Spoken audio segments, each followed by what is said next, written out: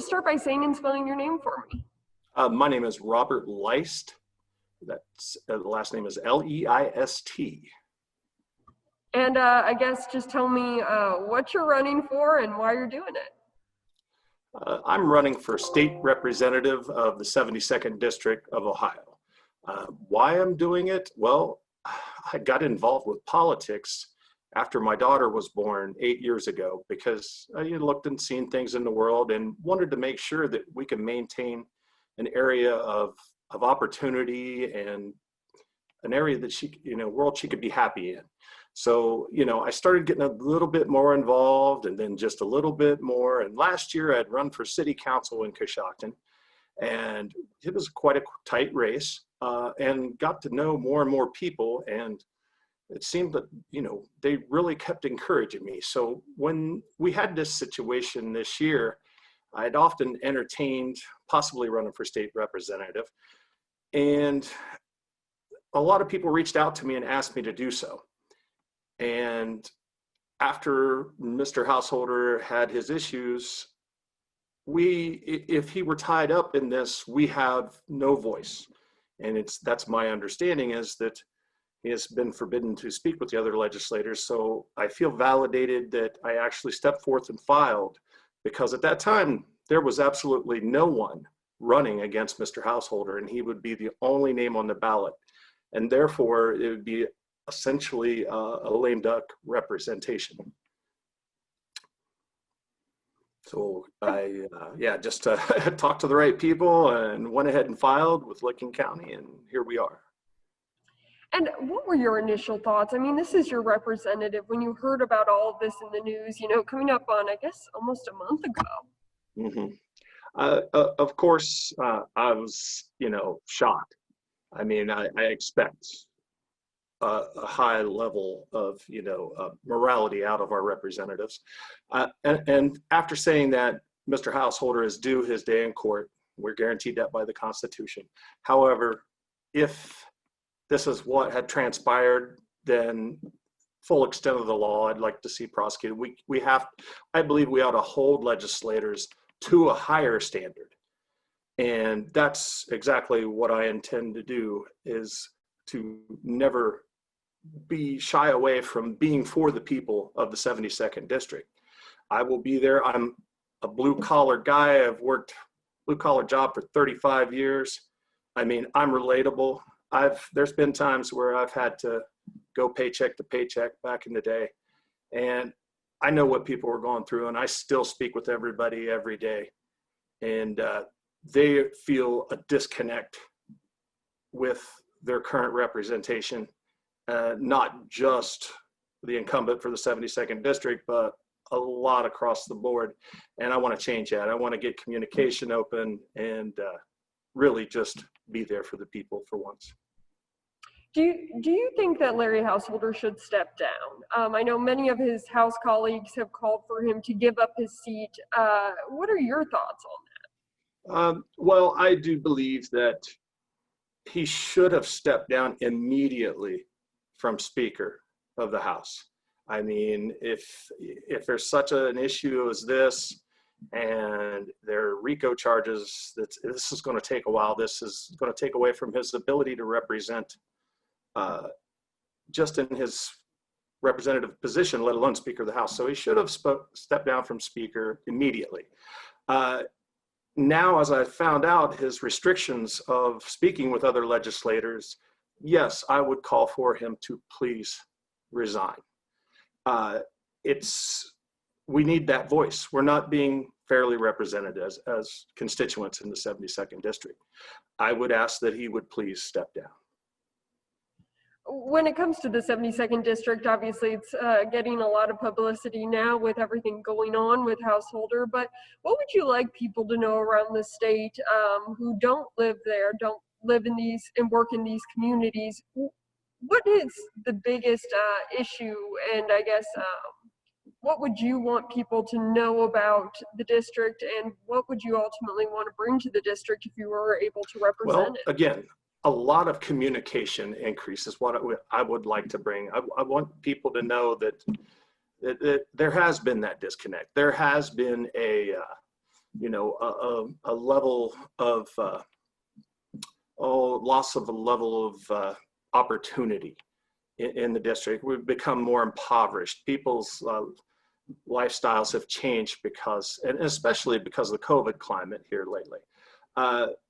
It's also exposed a lot of weaknesses. And one of my pet projects that I want to put forth is and support. If you're familiar with House Bill 13 for broadband internet access, that's one of the things I think could tie a lot of things together on my platform. It could help with education, of course. That's what exposed us greatly here within the last part of the school year, earlier in the year. There was a lot of kids that they couldn't complete their education because they didn't have access. And we need to really get into every opportunity to provide that. It's tough out there in the rural areas in Perry and some in Coshocton. It's just not available. So we need to there's 3 or 4 different technologies we can use to fight against the topography of Ohio in our district. We can use satellite, you can use existing utility lines to run cable, just as long as we get the easements.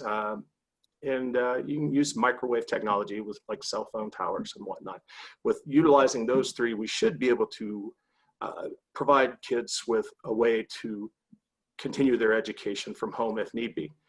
But that's not the only thing that we can produce from that. We also can, afford telemedicine to folks that might not be able to travel, especially in this situation. We can get that resolved online.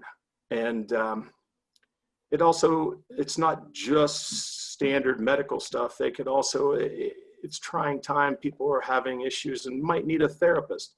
They could have therapy online with folks and be able to deal with things. It also would provide opportunities, the digital infrastructure would provide opportunities for call centers to, be able to establish in our district.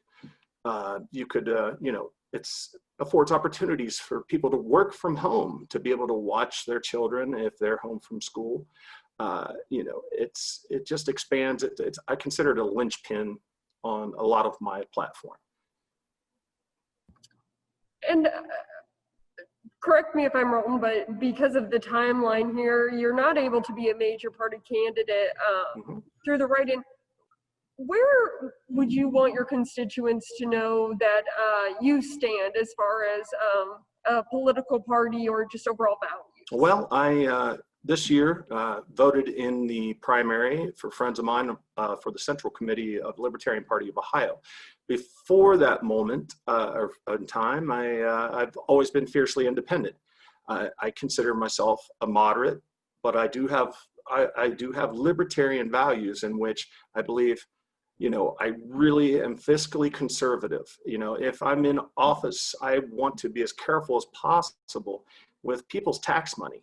It's been frivolously spent over the years, and we can get ourselves into some trouble. So, however, I believe you should be able to, pretty much do as you wish, as long as you're not infringing on another person's rights. So I'm pretty much moderate. I guess you could call it another liberty-esque Republican-ish, Reagan Republican.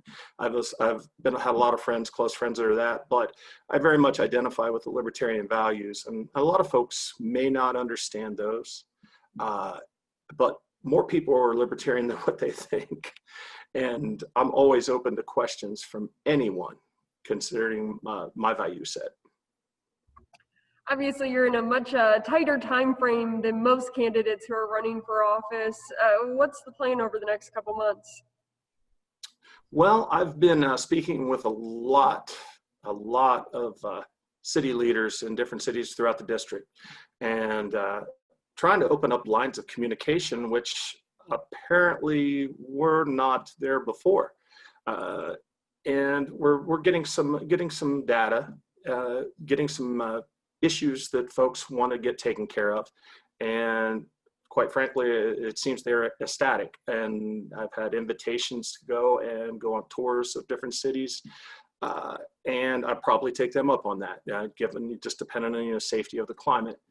And from here on out, we're looking at meeting and talking with more people. I have my website that's leistforohio.com. That's LEISTFOROHIO .com. So there's a lot there. My platform's there, and I plan on making some videos to be able to let people know where I stand, introduce myself, and I thank you guys for helping me with this. But I've also will take plenty of questions. If elected, I will maintain my websites for people to communicate, and I think that's important nowadays. As I stated before, with the disconnect feeling. After that, we'll be going out and we'll get plenty of signage. Maybe schedule some events. We just need interaction with folks.